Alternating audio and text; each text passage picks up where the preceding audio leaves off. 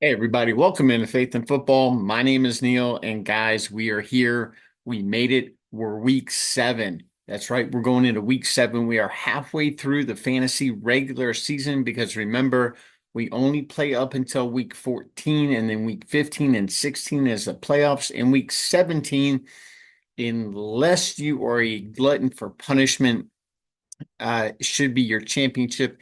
If you are playing in a league that has a week 18 championship, my suggestion next year, find a new league or make adjustments in this one. If you're the commissioner and you're playing a week 18, shame on you because that's just wrong.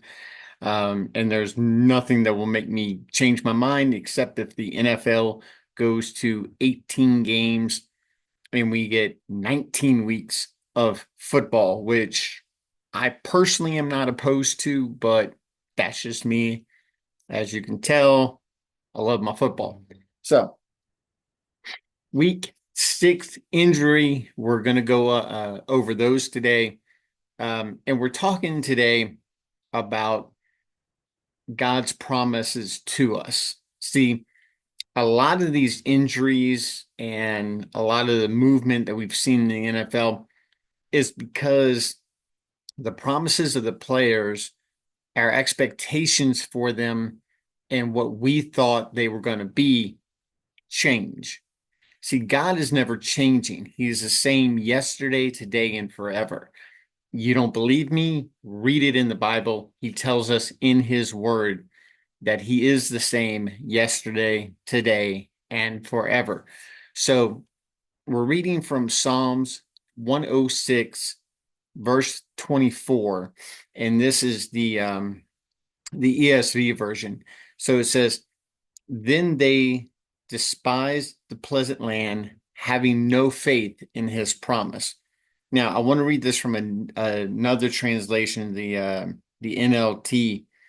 It says, "The people refused to enter the pleasant land, for they wouldn't believe his promise to care for them."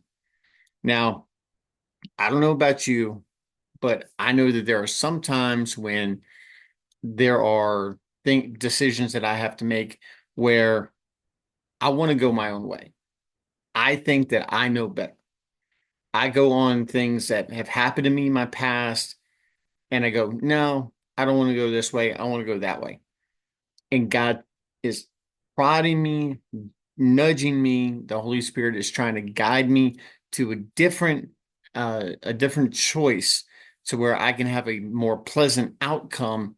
It's trying to guide me into a pleasant land. See, when the Israelites sent the 12 spies in and the report came back, the report was positive in the fact that the land was as God had promised. It was flowing with milk and honey. It was abundant. It was good for planting. It was a very pleasant land, but there were obstacles in the way. And instead of relying on God's promise that He had made, they made a different decision because they had come from a land of hurt and a land of pain and a land of torment and captivity.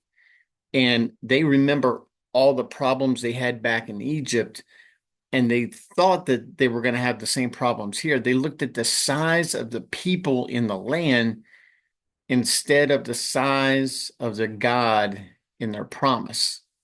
So today I want you to realize that regardless of what your obstacle is in the way of the promise that God has made to you. See, God has promised for us to be prosperous. He wants us to be successful. He wants us to walk in the promises that He has made us. So, in doing that, we have to rely on Him. See, the Bible tells us that He is a lamp unto my feet. See, here's the thing is that a lot of people think that God should be a spotlight unto their path, but He's not. He's a lamp unto my feet and a light unto my path. See, if you've ever walked in the dark, if you've ever just had total darkness and you just have a lamp and it's just on your feet, all you can see is your next step. You can't see what's beyond that. And in fantasy football, we want to look so bad at down the road. And while it's important to plan ahead, while it's important to look ahead and see what we think is coming, because we can only make guesses. That's all we can do. We don't know what's going on. And I'm going to go over that a little bit in today's episode in talking about trades and acquisitions and players that you thought were going to be something that turned out to not be, but they had a lot of promise. So as you walk today, I want you to remember that God is with you and God has a plan for you. You just have to go in with an open heart and an open mind and walk by faith, because faith is the evidence of things hoped for, the evidence of things not seen. Again, look it up in your Bible. It tells you that those aren't my words, those are his. So remember Psalms chapter 106, verse 24. The people refused to enter the pleasant land, for they wouldn't believe in his promise to care for them. He promises to care for you. He promises you to take you into a pleasant land. He doesn't want to leave you in the desert. That was your choice. If you're walking around and you're like, but God, where are you? Why haven't you helped me? God's been trying to help you. He's been trying to talk to you, but you haven't been listening. You've been talking so much that you can't hear his voice, because God's voice, the Holy Spirit's voice inside of you, is a whisper. If you're really close to someone, if you're in that close proximity, you don't have to yell, you don't have to scream, you don't have to holler for them to hear you. You can whisper, and if they're close enough and you're silent enough, you'll be able to hear them without any problem. So take that with you as you walk through your day, and I hope that will help you in your fantasy matchup this week and in your job, maybe your marriage, dealing with your kids, because that's what this channel is all about. It's not totally about fantasy football, even though that's the premise. It's about getting you closer to God through a little bit of faith that he actually cares about every facet of your life. Yes, even your fantasy team. Just ask my boy Thomas. He was praying for overtime, and I'm not exactly sure how hard he really prayed, because all he needed from Ray Davis was one catch and 3 yards for the win or overtime. Because you know that the way Ray Davis was playing Monday night against the Jets, he could have got that. And I told him, pray for it. And I wasn't joking. Pray for it. You got a hard matchup coming up. You got a hard decision coming up. Pray on it. Listen. Be sensitive to the Holy Spirit's guidance and his prodding and his nudging, so that you can make those right decisions, not just in fantasy football, but in your life. If you practice here on this platform with your fantasy football, then I guarantee you that you will have better success in being able to listen and trust in God in the bigger, more important decisions in your life. So down below, subscribe, like, share. Please drop me a comment if you're having issues with decision making, whether it be fantasy football related or not. I'm here to help. Sometimes all you need is to talk it through. Look, talking through some of my decisions in fantasy football to my wife, who could absolutely at times care less about what I'm saying about fantasy football, even though she's a three-time champion, one-time back-to-back. She knows her fantasy football, but she's not as into it as I am. But just talking through it sometimes helps. So if you need somebody to talk through it with, down below, hit me up, drop me a comment, and let's talk through it. Hey, got 2 ears, better to hear you with. Okay, so let's get into the injury report. And before that, you guys know what time it is. Zia Rotisserie Grill, my #1 sponsor. been with me the longest since the inception of this channel. They are down at 235 Ducey Road in Lafayette, Louisiana. And if you are in that area and you want to stop by for lunch or dinner, remember they open up at 11. They close at 9, Sunday through Thursday at 9:30 on Friday and Saturday. And if you go down there and you show them that you are subscribed to this channel, you can get your choice of appetizer for the table. So go down there, check them out, get you some ancho shrimp, get you some met hummus. If you want to take the ribs for a spin, look, 4-bone, 6-bone, doesn't matter, either one. They're an appetizer. You can have them on me from them. All you got to do is show them that you subscribe to Faith in Football, and you will be able to get your free appetizer from Zia Rotisserie and Grill in Lafayette, Louisiana. Now, it's only good at the Lafayette location, so if you're in Baton Rouge, Metairie, or any of the other 10 other locations that Zia has, sorry, it's just with Lafayette because I'm a little partial to them, but that's just me. So go down there, check them out. And if you are in that area and you need catering, make sure you give them a call, 337-406-0013 for catering from Zia Rotisserie Grill. They will hook you up, talk to Andy or any of the people that will pick up the phone. They'll be more than happy to help you with catering order. Yes, they do deliver. No, you don't need to call DoorDash. You don't need to call Uber Eats. Just call Zia and they will take care of everything. They'll drop it off. They'll cater it for you. Whatever you need, they got you. And guys, they got an awesome VIP back room. Go check that out. If you have a special occasion coming up, look, it's the holidays, you're gonna have an office party, give them a call, make your reservation today. Okay, guys. So heading in to week 7.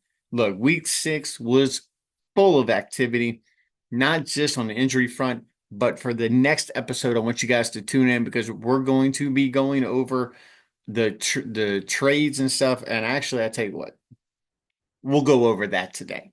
We're going to talk the big trades that happened. There was 2 of them that happened. That's why I really didn't want to put this episode out for Tuesday, so I kind of held off. Now, the big trade that happened after the Monday night game, the devastating loss that the Jets faced to the Bills. They missed a couple of field goals, and that last throw by Aaron Rodgers where Mike Williams slipped and fell, and then it wound up being an interception. No, I don't blame Mike Williams. I am not Aaron Rodgers. And I'll tell you right now, there's 2 issues that the Jets have. One, their quarterback is Aaron Rodgers. That's number 1.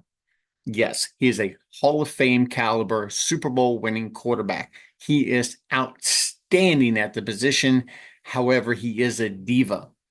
So if you don't believe me, just ask former teammates, ask anybody who has followed this guy for any length of time. You know he's a diva and he does not take responsibility for screwing up. So look, I watched this game. There were at least 2 passes where he led his receiver into a bad situation, got his receivers absolutely punished by the defender, and he didn't have to throw that ball. Okay, so it's not all on the receivers. Now, he gets his BFF back from Green Bay via Las Vegas through the Raiders. Yes, Davante Adams is now a Jet. A Jets, Jet. Davante Adams was on the ground in the building Tuesday afternoon after this news broke. You knew something was going on. Look, my thought is this, is if the Jets did not lose Monday night, this deal may not have gotten done. The reason I say this is because the details of this trade, the way the big sticking point for the Raiders were they didn't want to be on the hook for Davante Adams' salary. So one of the stipulations was they wanted a 2nd-round pick and they wanted the team taking Davante Adams to go ahead and take his salary. Nobody wanted to do that. They did not want to pick up, I believe it was $17 million a year. So what happened? The Jets lost. Aaron Rodgers needed somebody that he could rely on. He has been relying on Allen Lazard continuously throughout this year. All 6 weeks, he's been blowing up Lazard because he's comfortable with him. Okay. So when you're comfortable with somebody, you're going to go to them over and over and over and over again. Okay. Sometimes that's why we get in messed up relationships because we keep going back to the people that we're just comfortable with, not the ones that are necessarily good for us. But that's another story for another time. But anyway, so Davante Adams is with the Jets now. Now, when I go over my start sits, we're going to kind of touch on whether or not to start Davante Adams his first week in New York. And we'll go a little more into detail then. Now, this next deal that got done, I have personal ramifications for this one because I actually pulled off a trade to acquire Amari Cooper, who I had traded earlier in the year, and now I got him back from the same person. I know it sounds kind of, wish-washy, but I'm going to be talking about this here in a minute for tricks of trading and kind of go over some things that you need to keep in mind when you're trying to pull the trade. But Amari Cooper, no longer a Cleveland Brown. He is no longer in that just penitentiary of pain in Cleveland. He is now with the back-to-back number one quarterback in fantasy over the last couple of years, none other than Josh Allen in Buffalo. Amari Cooper is a Bill. We have high expectations for this one, along with the Davante Adams trade. Both wide receivers receiving a massive upgrade at quarterback. Look, my thought process behind this trade when I made it, and matter of fact, let's go ahead and just jump into it, okay? So I traded Tank Bigsby, who now, without Travis Etienne in Jacksonville, is going to be, I'm not going to say the number one because D'Ernest Johnson was actually getting a lot of goal line work, but Tank Bigsby is going to be a lot more productive without Travis Etienne than he was with. And he was doing well with Travis Etienne. He should be doing even better now. Now, it's TBD on what the split's going to be between Johnson and Bigsby in Tennessee. I'm sorry, in Jacksonville. But this is why I pulled the trigger on this trade. I had done a little research, and I encourage you don't just do research on the fantasy football stuff that I talk about. Please go into your Bible when I give you these verses. Go and look at it. Get some context. Unfortunately, I don't have enough time to go and give context on every single verse that I give you. I try to do my best when I do give you verses, but go and do your own research. I did my own research, and what I heard was two things. This trade to Buffalo came out of the blue. There was no way that this was in the pipeline. Now, real quick, you guys know normally when I take a drink, I talk about sponsor. And don't want to forget my sweetest sponsor. Of course, you guys know if you've been watching Keller's Bakery in Youngsville. Go down there and check them out. 627 Lafayette Street in Youngsville, Louisiana. And if you go down there today, they're open Tuesday through Saturday, 6 a.m. to 3 p.m. Go down there and give my boy Dusty Shores a holler and show him, just like you do at Zia, that you are subscribed to Faith in Football. And unlike Zia, Dusty's not making you guys buy anything. He's just going to give you 2 free cookies from Keller's. If you go down there and show them that you are subscribed to Faith in Football, please go down there and check them out. And just because you don't have to buy anything, trust me, once you get down there, you will want to. Walk in, it smells amazing. And if you guys have ever walked into a fresh bakery, you know what I'm talking about. Go down there and check them out. And if you are in the Youngsville, Louisiana area and you're kind of wondering about this king cake thing, but you've only heard it during Mardi Gras, false, fake news.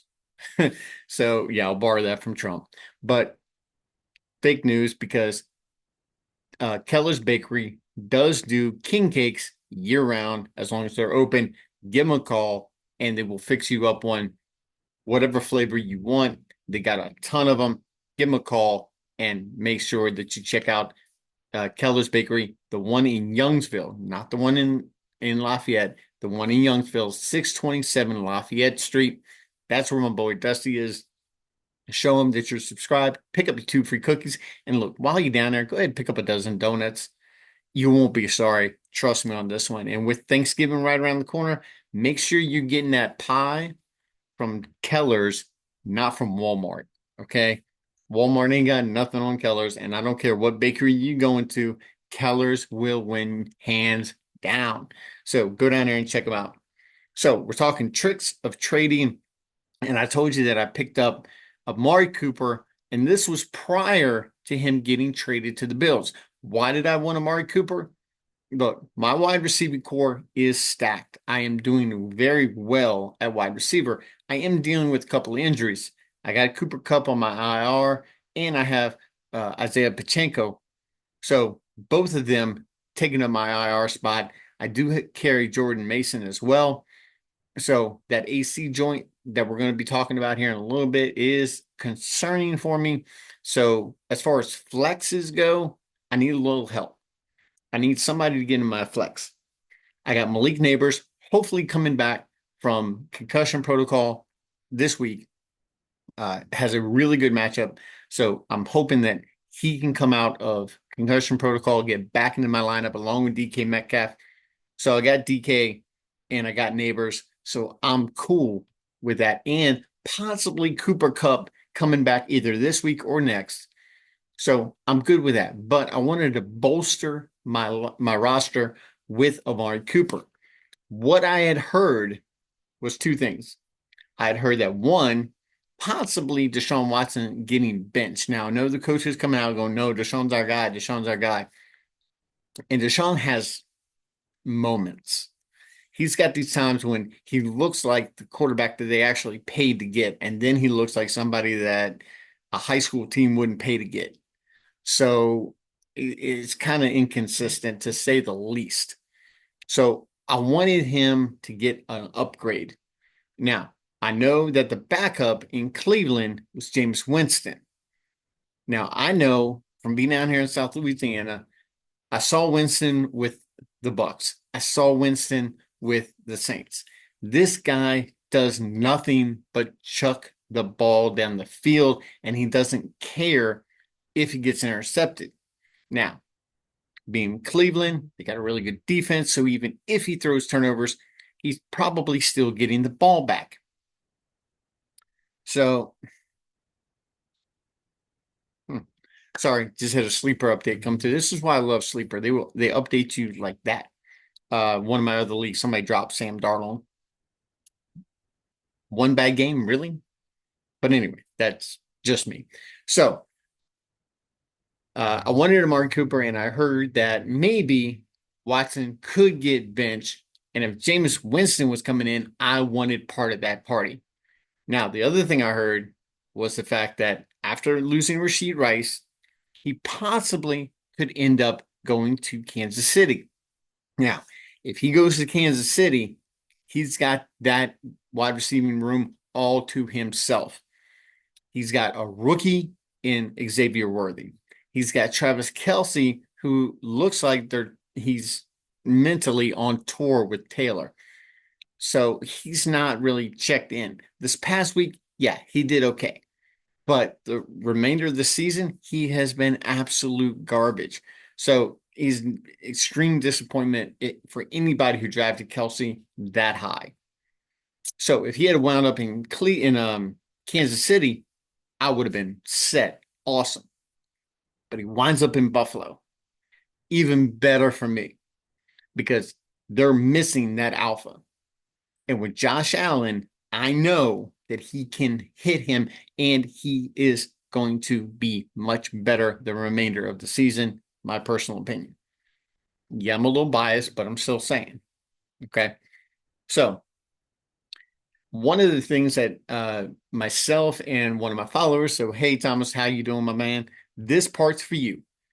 We talked about it a little earlier via text, but I told him I would go over this in show. So risk versus reward. This is one of the things that you have to look at when you're looking to trade. When you're looking to trade, okay, are you risking something, and is the other person that you're trading with risking something? That's the mark of a good trade. See, this Tank Bigsby trade that I pulled with Amari Cooper in it, there was equal risk on both sides. I was risking the fact that Amari would be in a better situation, whether it be through trade or benching. And he's hoping that Tank Bigsby is able to overtake the starting job for Travis Etienne in his absence and keep it even when he returns. Because Travis Etienne, so far this season, even when healthy, has not been what people thought he would be. So there was equal risk at the time on both sides. That's the mark of a good trade, and that's normally how trades get done. Somebody is willing, or both parties are willing to risk in order to get the reward. He needed a little help at running back. I wanted more bolstering of my wide receiver room. So we were a good match. So the next guy I'm going to be talking about is selling Jordan Mason. I know, calm down, hold on. I know Jordan Mason has been a revelation since week 1. I was fortunate enough and had the foresight to pick him up prior to week 1. I picked him up off of waivers. He went undrafted. Nobody thought that CMC was going to go down like he did. CMC, we're week 7, and he still isn't back.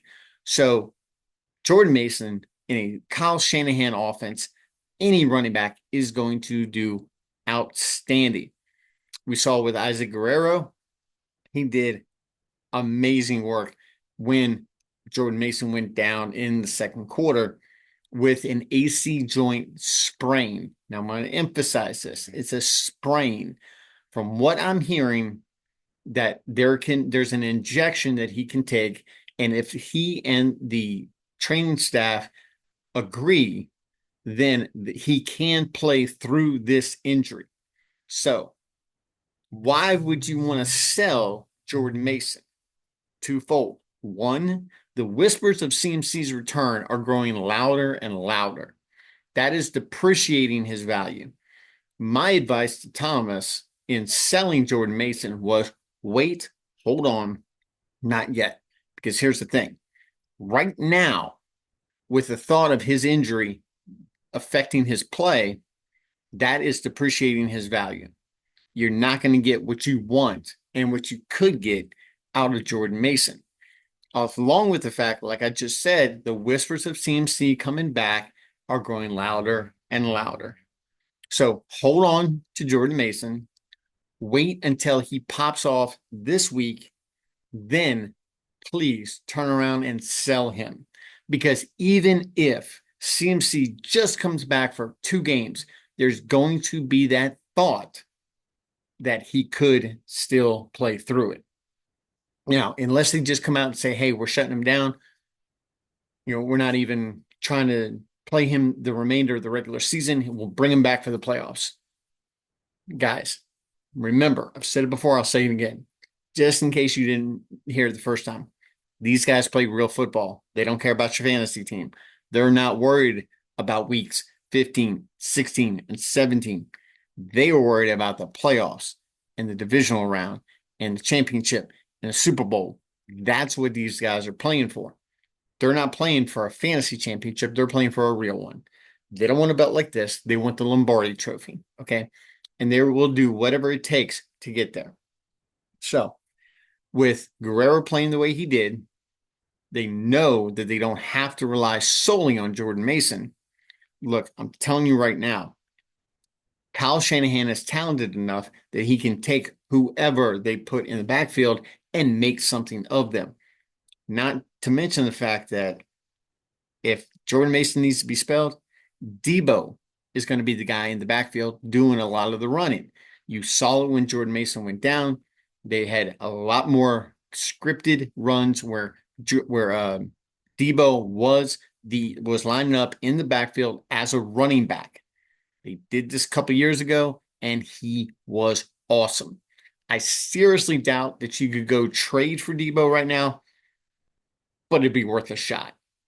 If you could go get Debo right now with the way that Brandon Ayuk is playing, I would I would strongly advise to make a good push for Debo rest of season. All this controversy and inconsistency and uncertainty in the backfield in San Francisco, definitely, please go try and get Debo. Okay. And my waivers just ran in Megala Bowl, so a la the ballers, we're gonna go take a look and see if I got anybody that I wanted, because I did have a couple of waiver claims in. So we're doing those right now. Let's see. I did get Drake May. That is one of the guys that I was going after.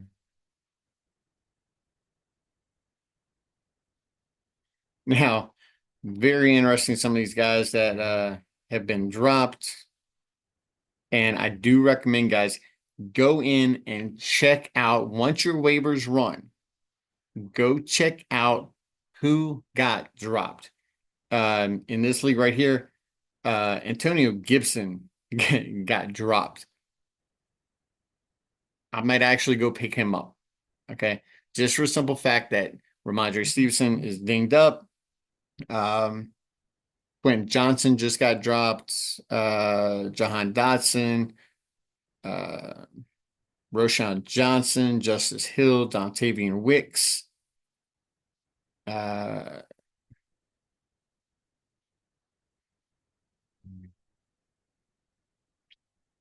and somebody picked up Christian Watson. Yes, he was on the waiver wire. But there's just something about the Green Bay passing game that I just can't get into unless it's Jordan Love. Sorry, that's just me. So, as I was saying, the risk versus reward with selling Jordan Mason. If you know that the owner of Jordan Mason in your league right now is desperate and he's sweating, buy Jordan Mason on the cheap. Order him something low ball. Low ball. That's where all of these good ones, all these good trades come from. Is you low ball, and that's how trading works. Send in your lowest offer, then negotiate. Okay. If it gets accepted, great. And if you get sent a low ball offer, send it back a little something extra. Don't just refuse it flat out. Okay. Do a little work, do a little back and forth. Eventually, you'll get somewhere where you're comfortable with. Okay. So, one of the things I also want to mention in trading is situational advantages. Now, is it advantageous for you to trade the person that you're looking for or that you're looking to trade? There are times when you get caught by a player. I myself, I got caught in that Joe Mixon roller coaster back in 2020. Now, here was the good thing. The good thing about that was that I was able to get off. The only problem was I got stung the week that I traded him. Now, if you remember back in 2020, or yes, COVID, I know that's all anybody remembers from 2020, but they did play football. So in the 2020 season, Joe Mixon, this was his first 3 weeks. Okay. Now remember, he was with the Bengals. It's supposed to be this high flying, productive offense. Great, right? 6, 12, and 8. Those were his points weeks 1, 2, and 3. It's 6.1, 12.6, 8.5. I was not happy as a Joe Mixon owner. So I sold him. Don't ask me who I sold him for because I don't remember. But the week that I faced The guy that I traded him to, he went off for 42 points. I know you're probably going, man, that sucks. I'll bet you wish you didn't make that trade. Actually, in retrospect, I am. Because a couple of weeks later, I was able to look back at it and go, you know what? It wasn't that bad of a trade. The guy I got played the rest of the season, so I got something out of him. The very next week, his finishes against Baltimore and Indianapolis were 15.4 and 14.9. Now you're probably thinking, that's pretty good totals. But here's the thing. Week 7, 8, had a bye week 9, and week 10, gooses. Why? Because he got injured. Then they shut him down for the rest of the season. I will guarantee you that if you have a player put up 42 points with the pedigree and name recognition of Joe Mixon, you're not going to trade him. There's no way you get out from underneath of 42 points, then a 14-point performance and a 15-point performance after that. You're not getting rid of that guy. But here's the thing. You're also not going to be able to trade an injured player for a 42-point performance. And there, like I said, there's no way you're trading him after a 42-point performance. It's just not going to happen. There's no way you're getting out from underneath of that. Now, player like, let's say, Dontavian Wicks has a blow-up game. Yes, by all means, ditch him away, trade him away, whatever you can get for him, get for him. You will, that's called trading high. Players like that, you can flip quickly. Player like Joe Mixon, you're holding on to for dear life because you think you got an outstanding running back and there's nothing that can stop you except that injury. So with a 42-point performance, yeah, I got a little stung, but in the end, I came out with a better deal. So something to remember when you're going into trades. So we're going to start going into injuries now. Along with the injury report, we're also going to be reminding you that Dallas and Chicago are both on buys this week. So Dak Prescott has a chance to get together with CeeDee Lamb and figure out how to throw the ball. Yes, I'm taking digs. Maybe they needed Stephon. Maybe he got traded to the wrong Texas team. Nah. So no Dak Mixon, no CeeDee Lamb, no Rico Dowdle. And I don't know why, but if you have Zeke Elliott on your team, he's on a bye too. Now, personally, I have DJ Moore and Caleb Williams, so I'm having to replace my wide receiver and my quarterback this week. But have no fear, I do have the rookie sensation in New England this year in Drake May. If y'all did not see that game, he played absolutely phenomenal. Loved what I saw. So the matchup that he has this week, and we're going to go into this and start sits, but he has a really good matchup this week. So I will be starting Drake May in place of Caleb Williams, and hopefully one rookie will replace the other rookie, and I'll keep on rolling. So, no Caleb Williams, no DJ Moore, no DeAndre Swift, no Keenan Allen, none of your Bears, Cole Kmet. You might gonna need to pick up another tight end. Hopefully you're only carrying one. Go stream one. Okay. And when I say streaming for those newbies, I mean look at the matchup for the week. That's all you need them for. Right after that, you can drop them. Okay. Pick somebody on your squad that's underperforming that you really don't use. You can drop them. If you need help in determining who that is, please give me some information down below in the comments section. Let me know who you're having to decide between, and I will be more than happy to help you with that. If you do it right now, um, I'll go ahead and I'll speak on it next episode, and I will definitely respond back to you in the comments section. So, we went over Jordan Mason's injury with the AC joint, again, possibly playing. So that's definitely something to keep a very close eye on if you own or you're going after Jordan Mason in a trade. Jerome Ford dealing with a hamstring injury. He is likely out multiple weeks. Now, what does this mean? This means that D'Onta Foreman is definitely somebody to target because he is probably going to be used quite a bit.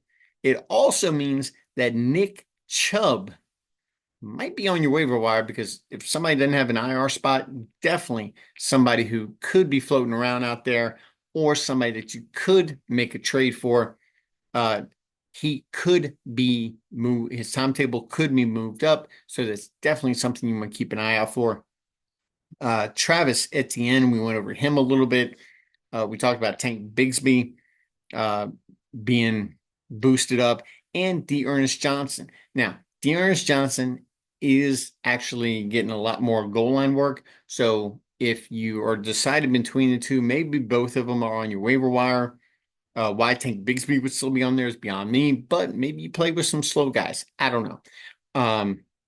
I would probably go after D'Ernest Johnson before I would go after Tank Bigsby. But that's just me. It just seems like he's being used a lot more. Tyjae Spears is dealing with a hamstring injury. The only reason I bring him up, he hasn't been performing the way that people thought he might. I mentioned this preseason. In my preseason shows, I touched on the fact that both Tyjae Spears and Chase Brown from Cincinnati were both the in-house guys. These were guys that these teams already had in place at running back, and both of them still went out and got other running backs. Tony Pollard with Tennessee should this week have an outstanding week. He should just run over the competition this week. And off the top of my head, I don't remember who they're playing, but we'll get on that on starts and sets next episode. But he is definitely somebody who is going to benefit greatly from the Tyjae Spears hamstring strain. Another guy who I actually pulled another trade for. Yeah, I do a lot of trading, guys. So if you need help trading, I'm the guy to see. Okay. I do pull quite a bit of trades. I am known as the trade guy in League of Record in Zia Thunderdome. But Marvin Harrison Jr., yeah, I traded him away a couple of weeks ago. And yeah, I kind of have a reputation. The guy that I trade away gets hurt. So Marvin Harrison Jr. dealing with a concussion. He is listed as week to week. He's going through concussion protocol. The good news about concussion protocol is it's not season ending. Now, no two concussions are alike, as we've seen with Malik Nabers. He's been out 2 weeks as opposed to just 1 week that we see normally. Marvin Harrison is definitely going to miss week 7. So he's going to be out. Now, he is playing on Monday night, but keep an eye out, guys. If you have Michael Wilson on your waiver wire, go pick him up, stash him on your bench, because if you're carrying Marvin Harrison Jr., you're gonna need a pivot late, and you don't want to have your opponent block you with picking up Michael Wilson. So the guys who are affected in this, definitely Kyler Murray. He's not going to have Marvin Harrison Jr., not like he's been using him that much anyway. But Trey McBride is definitely somebody who's going to benefit tremendously from this absence. So make sure that you're firing up your Trey McBride. He is not in the start set episode simply because he's an automatic start no matter what you're doing. He is the guy in Arizona. Pardon me. Now, As far as the guy, downtown Lafayette, you want to go see Bradley at Amis Groceries, 603 Jefferson Street, inside of Gordon Square. Go down there, check him out. If you're hungry in the Lafayette area and you're downtown, go check out Amis Groceries. Maybe you work down there. You haven't really seen him. He is a little bit tucked away, but 603 Jefferson Street. Go down there and check him out inside of Gordon Square. Their menu changes daily. Great lunch specials. Go down there and check him out. He has over 200 local items from over 50 local vendors. Farm fresh eggs. If you got a sweet tooth, freeze dried candy, he's got some local beef jerky down there. It's absolutely phenomenal. Go down there and check him out. If you like muffaletta sandwiches, he's got some muffaletta mini sliders you can get. If you need something to take home for the family, maybe you're tired of cooking, you just tired today, you had a long day at work, swing by Amis Grocery. He's got pre-made meals for you. Go down there, check him out, and let him know that Neil from Faith in Football sent you. Tell him I said hey. So one guy who's not saying hey this week is Chris Olave. He is in concussion protocol. He is out.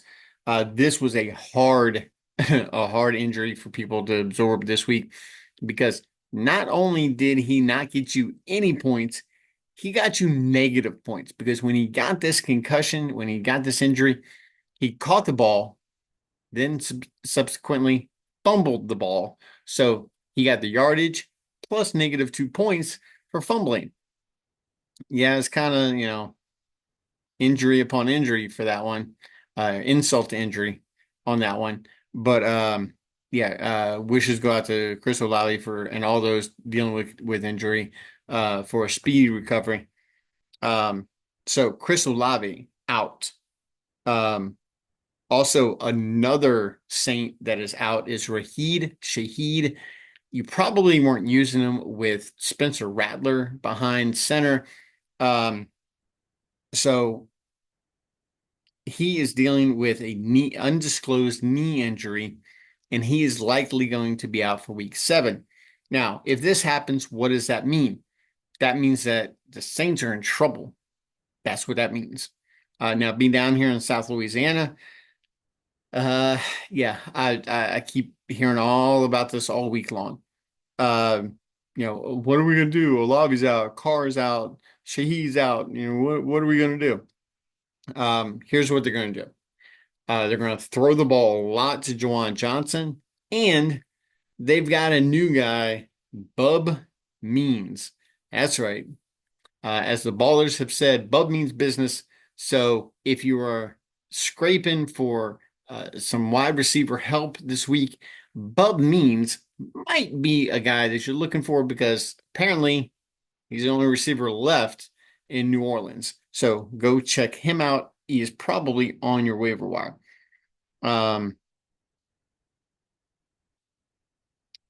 Now I'm just reading this. Rashid Shaheed is getting his knee checked for severity of injury after getting hurt in the fourth quarter. There's some concern he could miss time, but we'll know more after checks.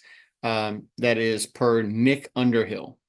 So thank you, Nick. Appreciate that update. You can find him at Nick_Underhill. That's his social. So if you want to check him out for his injury report, by all means. Look, guys, get as much information as you can. If you guys have tuned into this show before, you've heard me talk about Bleacher Report, Fantasy Pros, fantasy footballers who I follow religiously. I love these guys. Not only are they apt fantasy football analysts, they are also men of God. So I strongly recommend that you become a member of the Foot Clan, support their show. They're an independent show. So they don't have the whole ESPN thing over top of their head and that control going on. So go check them out. They're definitely an interesting and enjoyable listen for fantasy football. You can also check out their Spitballers podcast, which is a comedic podcast. So it's kind of lighthearted. It's just kind of an everything type podcast. So go down there and check them out. Also, guys, If you want to check out a good program, if you are in a relationship, if you want to be in a relationship, go down there and check out the Victory Couch with Julie and Rick Rando. Um, I've listened to this podcast before. Is definitely something that you wanna listen to. Very uh, faith based. So check them out and drop a comment in their section that you heard about them from Faith and Football, because we love to support each other here, and it's definitely a good listen. So go down there and check them out. You can find them anywhere you find your podcast. Um, so Dontavian Wicks. He is questionable for week 7 with a right shoulder sprain. So what does this mean? This means that Christian Watson and Romeo Doubs are probably going to be performing at a high level yet again. A little more of a concentration of targets.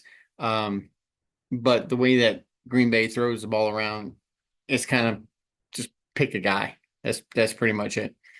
Mike Williams, he's being evaluated for a concussion, and his status is to be determined, TBD, on Mike Williams. Now, with the addition of Davante Adams, I would say that the Jets would probably take a very cautious approach to Mike Williams coming back. So it's going to be it's going to be basically the Packers move to New York. That's pretty much what we're doing. I'm waiting for Aaron Jones to get traded there to back up Breece Hall, but who knows? Um, Now, some tight end news. Dallas Goedert has a hamstring, and the severity is, again, TBD. So this is something to keep an eye on.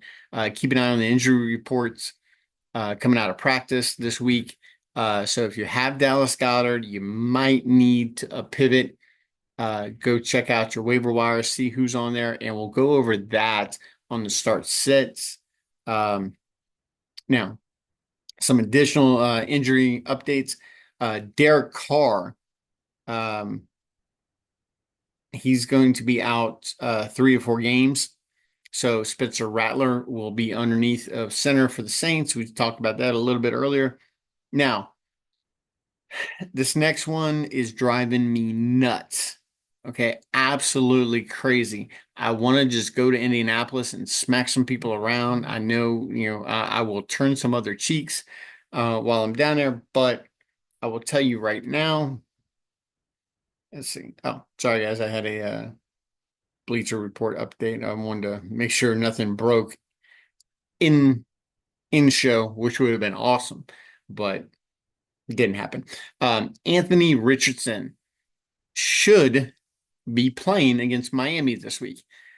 What does that mean? It might mean that Michael Pittman's back injury is going to be acting up again.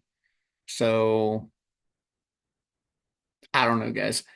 There's nobody that has a right answer for this. I don't care who they are, how long they've been doing this, but Anthony Richardson is slated to be playing. That means that you probably won't be starting Joe Flacco without extreme risk. Now, I'm going to talk about this a little more in the next episode on the Start Sit show, but any wide receiver for the Colts is going to be at your own risk. I don't have a problem with you starting, Josh Downs, Alec Pierce, Michael Pittman, any of those guys, but it will be at your own risk. It seems like they play a lot better with Joe Flacco, and the stats have owned up to that. I'm not Mike Tomlin, and I don't believe the stats are for losers, and it's comfort food for losers. His words, not mine. But with Joe Flacco in, that offense just hums. And this was said earlier on a previous podcast that I listened to, is that if you want to win now, it's Joe Flacco. If you want to win later, it's Anthony Richardson. Now, you might be wondering, why is Anthony Richardson playing so bad, or at least so inconsistently? It's because he's only played like 17 games between high school and the NFL. This guy hasn't played a whole lot of ball, unlike Jaden Daniels, who's played like 77 games in his 5 years in college. So between Arizona State and LSU and winning the Heisman, he's got a lot of experience. Anthony Richardson does not, and it's showing. So this is something that you might want to take in consideration if you have any of the Colts players and you need wins now, might want to consider trading them away. Just saying. Unless Richardson goes down with a season-ending injury and it's determined it's season-ending, this thing is going to bounce back and forth between him and Joe Flacco for the remainder of the season. So, something to keep in mind. Um, let's see. We have Aaron Jones. He left in week 5 in a game in London. They will be continuing to evaluate him. Now, if you did not hear about it, I did not touch on this.